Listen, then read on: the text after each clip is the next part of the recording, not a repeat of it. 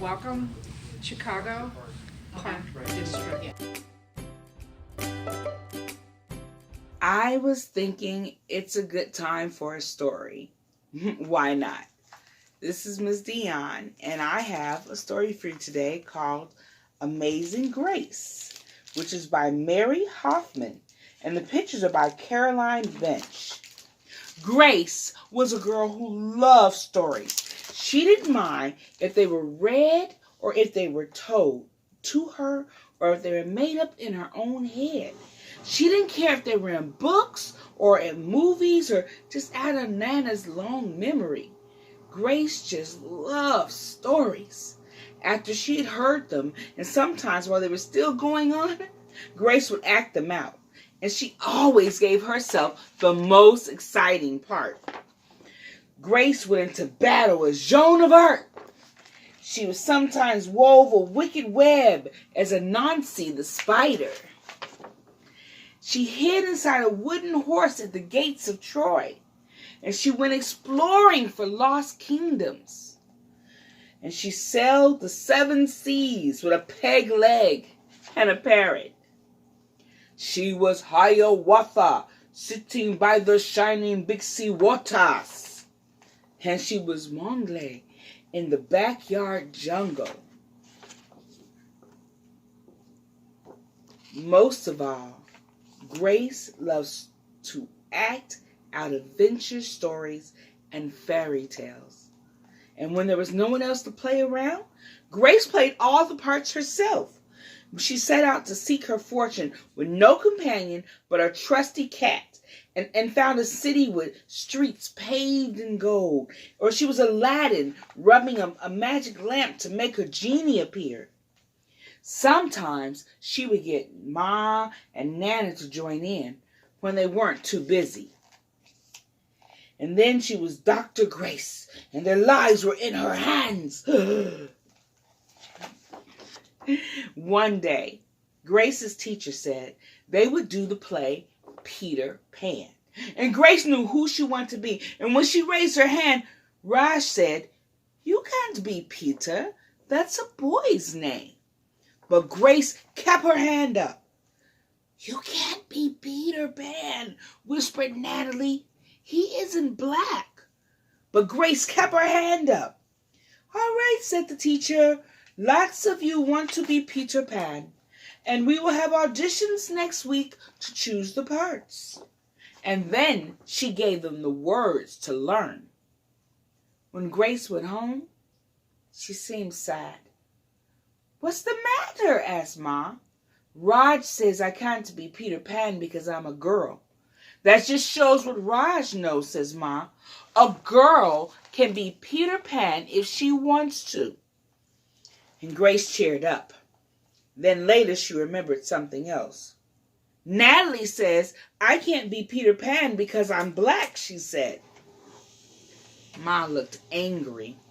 But before she could speak, Nana said, "It seems that Natalie is another one who doesn't know anything.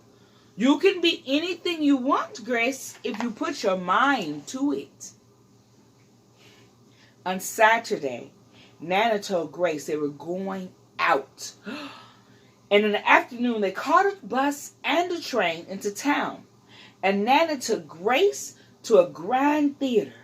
And the sign outside said, "Rosalie Wilkins in Romeo and Juliet in sparkling lights."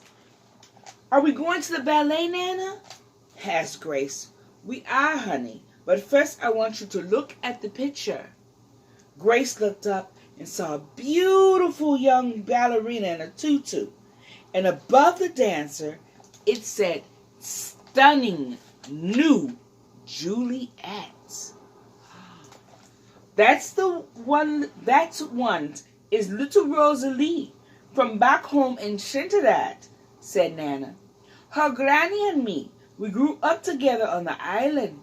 She's always asking me to do I want theater tickets to see her Rosalie dance. So, this time, I said yes." After the ballet, Grace played the part of Juliet, dancing around the room in imaginary tutus.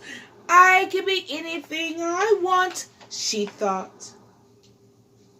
On Monday, the class met for auditions to choose who was the best for each part. When it was Grace's turn to be Peter, she knew exactly what to do, and she had all the words to say. She'd been Peter Pan all weekend. She took a deep breath and imagined herself flying. When it was time to vote, the class chose Raj to be Captain Hook and Natalie to be Wendy. There was no doubt who should be Peter Pan. Everyone voted for Grace. You were fantastic, whispered Natalie. The play was a big success, and Grace was an amazing Peter Pan. After it was all over, she said, I feel as if I could fly all the way home.